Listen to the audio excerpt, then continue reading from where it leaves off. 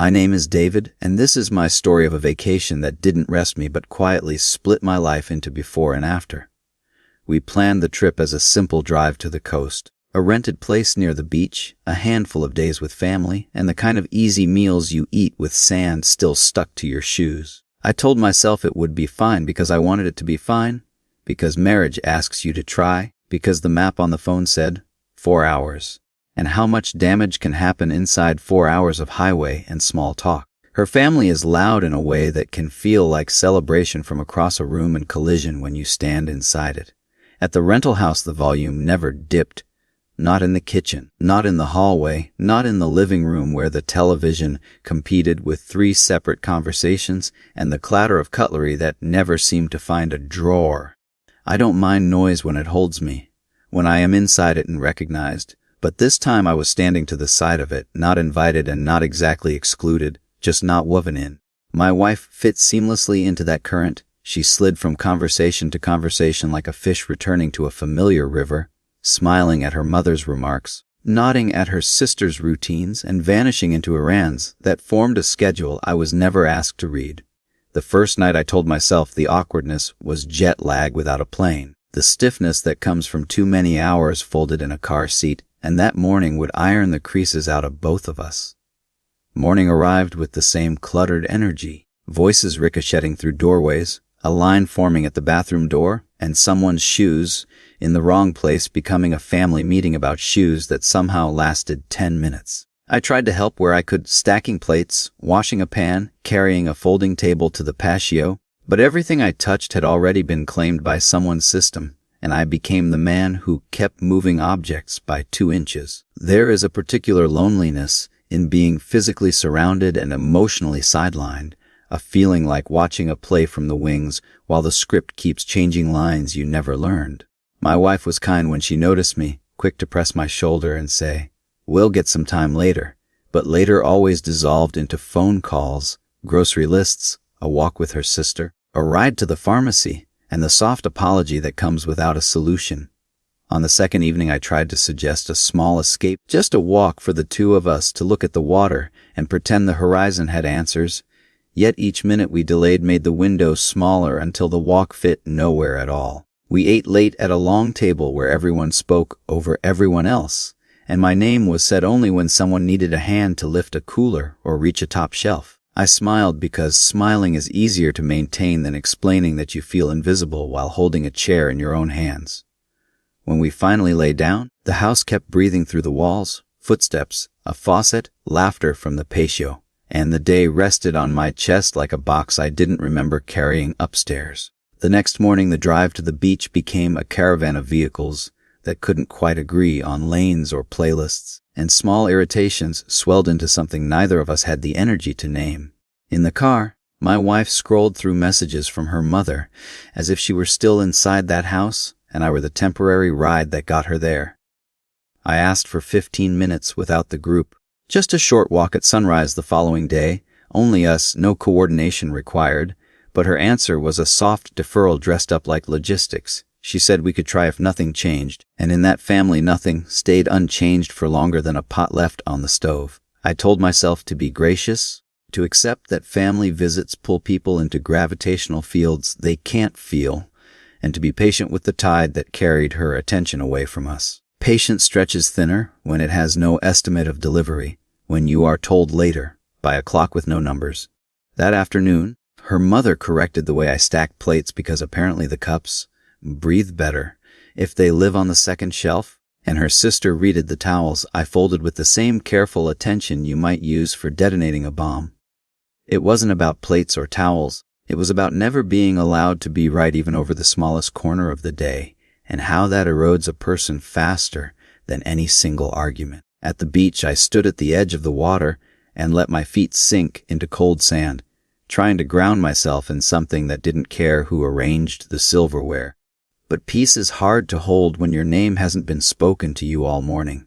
My wife laughed at a story her brother told, and I loved the sound because it reminded me of the woman I married. Yet I also hated that I was 2 steps outside of the circle where that laughter belonged. When we packed up, there was a list of musts spoken by everyone but me, and each must came with the assumption that I would either lift it or move out of its way. We drove back with salt drying on our skin, my wife messaging in the group chat about dinner plans I hadn't heard, and a silence pooling between us that felt less like rest and more like a pause before something breaks. That night, I tried again. I asked if we could go sit by the water after dinner, and she said she was too tired, that maybe tomorrow might behave, though tomorrow had been misbehaving since we arrived. I asked if she saw how I was slipping out of the frame, and she said vacations can be stressful. Everyone is stretched thin, and I shouldn't take it personally when the entire house needed attention. There's a way to say, don't take it personally. That feels like a kindness, and there's a way to say it that moves everything aching in your chest into a drawer labeled unreasonable. I slept poorly, woke before dawn, and stood in the narrow kitchen with a glass of water like a man afraid to make a sound in his own home. On the fourth day, a small argument picked us rather than the other way around. It began with parking and ended nowhere near asphalt, because parking simply pulled on a thread that had been waiting to be tugged. She told me I was being dramatic. I told her I was exhausted by never being the priority, and we traded sentences that landed like suitcases thrown into the trunk when both of you are already late. Her mother appeared in the doorway as if alarms had gone off in another room, and suddenly our marriage had witnesses who brought their own transcripts to the stand. The conversation shifted to a courtroom where I was somehow always on defense, asked to justify why I wanted an hour alone with my own wife during what had been sold to me as a break. I heard myself say, I can't do another vacation like this, and the words surprised me because they sounded less like a threat and more like a record being made for future reference. Later, when the house quieted for half an hour, my wife and I sat on the small back steps and tried to talk like people whose lives are tied together rather than co-workers arguing over who borrowed which chair. I told her I needed boundaries that didn't dissolve the moment a message arrived from someone across the hallway. She told me family is the way she breathes, and that I ask her to hold her breath when I ask for distance. I said I wasn't asking her to stop breathing. I was asking her to open a window so we could both breathe without crowding each other out of the same thin air. She looked genuinely torn, and there is a unique pain in watching someone care about you and also be unable to give you the thing they know you need. That night I drafted a message to a friend back home asking about short-term rentals, then deleted it, then drafted it again because leaving is easier to pronounce than to practice. The idea wasn't divorce at the edge of the ocean. It was stepping away long enough to hear my own thoughts without having them corrected by a committee I never joined. We returned from the beach with the same stack of problems we had packed, only now they smelled like salt and sunscreen and sat heavier on the shelf behind my ribs. Back in our own city, the apartment felt small in a new way, as if the crowded rental had shrunk my capacity to accept chaos even from familiar furniture. I told myself we needed one honest week, one calendar's worth of days where the two of us scheduled time and kept it, where dinner meant looking at each other and not a screen, where phone calls from the extended chorus waited until our hour was done. The first evening we tried, and for a quiet stretch of time it worked. We ate together and asked questions that looked forward rather than backward, and I rested in the novelty of being heard without the meeting being immediately adjourned. Then the phone lit up, her mother, then her sister, and my wife's eyes apologized, even as her hand reached for the device. She said it would be quick. It was not quick. Our hour ended with me stacking plates alone in a kitchen that knew too much. The next morning, I suggested therapy. Not as punishment, but as a neutral room where neither of us would have to be both participant and referee. She said she'd think about it. I said I needed more than thought. We touched and drifted back, the way magnets fight when aligned the wrong way, wanting to connect and repeatedly pushing apart. By midweek, I realized I was doing the math of leaving without admitting that I had already begun adding columns. I looked up leases, then closed the tab, then searched again, then read a forum post about separation that felt like it had been written by a stranger who somehow knew where I kept my toothbrush. On Thursday, I asked for Saturday to be ours, no exceptions. A small, fenced garden where our marriage could breathe without visitors peering over the wall. She agreed sincerely, and I believed her because sincerity has always been her most convincing language. On Saturday morning, the messages started with a plumbing issue at her mother's place, and by noon our garden was trampled by shoes we didn't wear. In the afternoon we sat on the couch with the news murmuring and the sun making a gold line across the carpet, and I said the words I had been pressing flat between heavy books all week. I think I need to move out for a while. She closed her eyes like someone bracing against a wave they can't outrun, and then she asked in a voice that made me remember our first easy year, "Is there any other way?" I told her I needed to do this without it being a threat or a negotiation, that I needed to hear myself think in a room where no one else's priorities arrived with their shoes still on. She nodded in a way that broke me and also gave me permission I hadn't asked for, but clearly wanted. I slept poorly again, but this time the sleeplessness had a direction and a door. That night I emailed 2 landlords and messaged my friend, who immediately offered his spare room for a week, while I figured out something less improvised. I waited for the panic to arrive and found instead a steadiness I had not felt since before the trip, the steadiness that happens when you stop arguing with your own boundary. The next morning I told her I would leave on Tuesday, that I'd take only a suitcase, that this wasn't a packed verdict, but a pause for breath, and that I would be available for counseling if she wanted me there. She cried without noise and went to the bedroom to fold a stack of shirts I hadn't asked her to fold, and the tenderness of that small, ordinary kindness nearly made me stay. We ate breakfast with the kind of restraint people use in hospitals, careful, polite, grateful for the quiet because the quiet is less dangerous than saying everything out loud. I walked around the block midday, and every house I passed seemed to have its own weather, its own mix of light and shadow, and I wondered how many looked calm from the sidewalk while storms rearranged furniture in their living rooms. By evening, we had decided on simple rules: shared bills handled as usual, no unannounced visits, scheduled calls twice a week, and therapy appointments if we could get them within the month. These aren't romantic sentences, but sometimes the most loving thing you can do inside a damaged room is open the window and write down the plan for fresh air. On Monday, her sister called twice to protest my decision. Then her mother called to debate it, and then silence arrived again, heavy but finally mine to arrange. I finished packing a suitcase with a kind of ritual attention that surprised me, folding shirts with the same precision that had irritated her family at the beach, laughing quietly to myself at the symmetry of it all.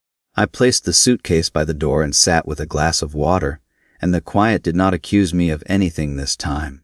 It simply sat beside me like a person willing to wait while I found the sentence I needed. On Tuesday morning, I locked the apartment behind me and sent a message that said only, "I'll call tonight." The hallway smelled like someone had cooked onions in a hurry, and outside the city did what cities do, which is refuse to notice your personal tragedy and, by refusing, remind you that the world is still large. I carried the suitcase to the car, opened the trunk, and placed it there with the softness you reserve for something breakable. Even if what's breakable is mostly you, I started the engine and let the idle settle into a steady hum. And for the first time in many weeks, I could hear my own breathing without counting it, like a patient waiting for test results. I did not drive far. I drove enough to feel the distance between leaving and running away, and then I turned onto a street bordered by a park that had probably been there the whole time we were learning how to ignore each other. I parked under a tree, shut the engine, and sat with the key still in my hand, because sometimes you need a second ending after an ending to make it real. I called my friend to say I was coming over, and then I stayed quiet with the line still open, and he stayed quiet too, and the silence felt like something being returned rather than taken away. I didn't know if this was the first step back toward each other or the first step toward separate maps, but for the first time in months, I took a step that felt like it belonged to me. The first night away did not feel like freedom, not yet. It felt like standing in a borrowed hallway with my suitcase beside me, listening to the unfamiliar creak of someone else's floorboards. My friend gave me his spare key, his spare blanket, and a space where my thoughts could move without interruption. I slept lightly, waking to each sound as if it were an alarm. Yet in the morning there was no chorus of competing voices, no constant undercurrent of demands, just the steady hum of the refrigerator and the quiet rhythm of a city outside that had no opinion about my choices. At breakfast I realized how much I had grown used to negotiating even the smallest acts. Eating alone was not joy, but it was strangely restful to place a plate where I wanted without someone correcting its position. The absence of criticism is quieter than silence. It gives you room to taste again. I went to work that day with an odd lightness in my chest, though no one around me knew the reason. They asked about the trip, and I gave vague answers, unwilling to unfold my private storm on an office desk. Sometimes self-preservation is saying less, keeping the details folded away. In the evening, I called my wife. The conversation was polite, restrained, with pauses where warmth used to live. She said she missed me, and I said I wanted counseling. The call ended without resolution, but at least it ended without shouting, which for us had begun to feel like progress. Days passed, and I began to reclaim routines I didn't realize I had lost. A walk in the park after work, music played through headphones without compromise, the simple decision of what to cook without debating alternatives. Each small act stitched me back to myself, thread by thread. Yet guilt shadowed me, whispering that separation might be betrayal by another name. I turned the thought over many nights, asking whether leaving meant I had failed or whether staying silent at home would have been the greater failure.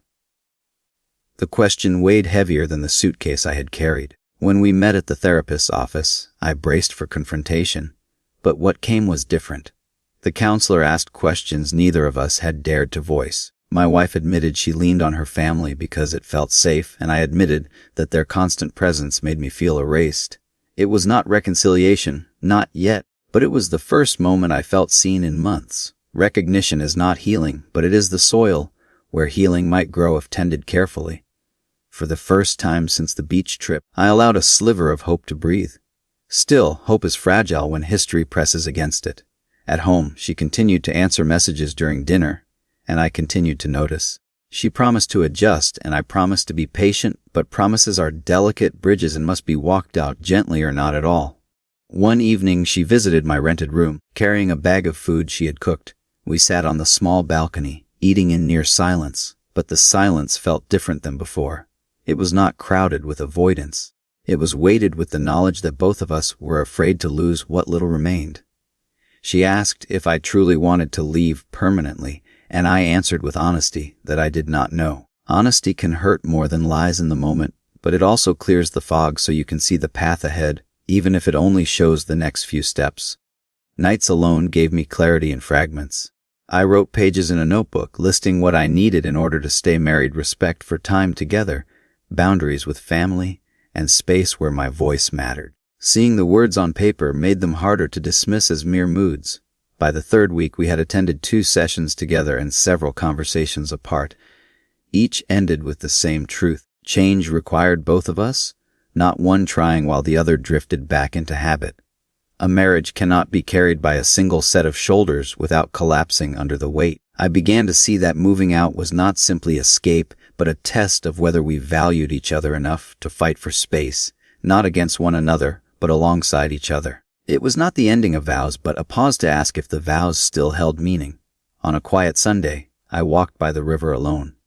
The water reflected the late sun, broken and shimmering, and I thought of how our marriage looked the same, fractured but not entirely gone, reflecting light in places even when the surface refused to hold still. I wondered if that light could last. On Monday, the city woke with its usual clatter, and I realized routine had returned without asking permission. I showered, brewed coffee in a borrowed kitchen, and felt the smallest pride in simply keeping a promise to myself to start the day clean. At work, emails marched across my screen with a kind of authority that personal life had lost. I answered them carefully, grateful for problems that could be solved by clarity and time rather than by guessing which emotion would arrive next. At lunch, I stepped outside and watched people carry their lives in paper bags, briefcases, and hurried conversations. The world looked ordinary because it was ordinary, and there was comfort in knowing my upheaval was not the weather report for everyone else. That evening, my wife called to say she had asked her mother to limit calls during our dinners. She said it quietly, like someone testing ice and hoping it will hold. I thanked her, and she said she wasn't asking for thanks, only for us to notice each other trying. In therapy, we began to map what space might look like if we stayed married. The counselor drew 2 overlapping circles and asked where the overlap should widen and where it should narrow. I pointed to evenings and weekends. She pointed to holidays and family obligations. We discovered our trouble lived in the places where overlap was assumed instead of deliberately chosen. When something is assumed, consent becomes an afterthought, and resentments multiply in the corners like dust. Naming that pattern didn't fix it, but it gave us a handle to turn. One night I returned to the spare room and found the window cracked open. Cool air moved through the curtain, smelling faintly of rain and warm sidewalks. For the first time, the room felt less like a waiting area and more like a place someone could heal in. I wrote her a letter instead of a message, careful sentences on plain paper.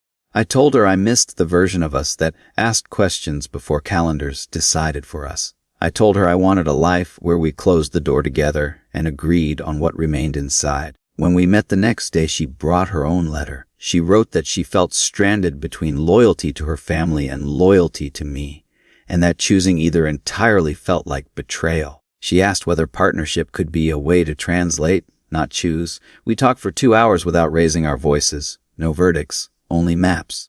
The counselor reminded us that translation takes time, and I felt my impatience rise like heat. Then I let it pass, because impatience had already bought me too many sleepless nights. By the 4th week, we had accumulated small proof that change was possible. 2 dinners without phones, 1 long walk without commentary from the chorus, a Sunday afternoon where we read beside each other, and the quiet felt mutual rather than tense. And yet the old pattern still circled, looking for a doorway. On Tuesday, her sister called during our hour, and my wife answered on reflex, a muscle trained for years. She hung up quickly and apologized, but I felt the old anger knock at the baseboards. I didn't scold. I told her I was triggered and needed 5 minutes. I stepped outside, walked to the corner, and watched the traffic light cycle through its patient colors. When I returned, I found her waiting with the phone face down and remorse in her eyes. We practiced a sentence that became a small bridge. I hear you, and I'm choosing us for the next hour. It was simple, maybe even fragile, but it helped us step over routines that no longer served the life we said we wanted. On Thursday, my friend asked whether I planned to move back soon. I told him I didn't have a date, only conditions. I said the date would appear naturally if the conditions were met often enough to become normal. He nodded like a man who knows the cost of forcing a clock. That weekend we visited the river together, standing where I had stood alone, and described the light as fractured. She said she could see it now, the way broken water still carries brightness. I said brightness without steadiness exhausted me.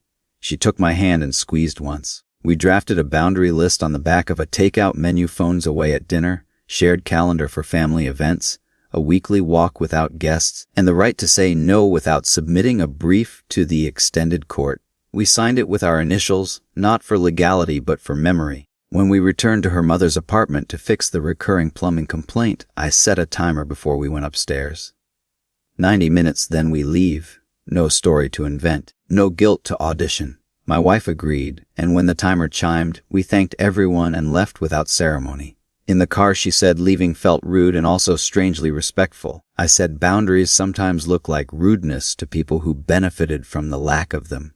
She stared out the window and said she didn't want kindness to become a synonym for access. That night we slept in our own bed for the first time in weeks. I lay awake longer than she did, listening to her breath like a wave returning to shore. The house had not changed. We had, slightly, and that small difference altered the angle of everything inside the walls. Morning brought errands and we failed at one of our rules. Messages crept into the hour we had named ours. We caught it halfway through and reset without accusation.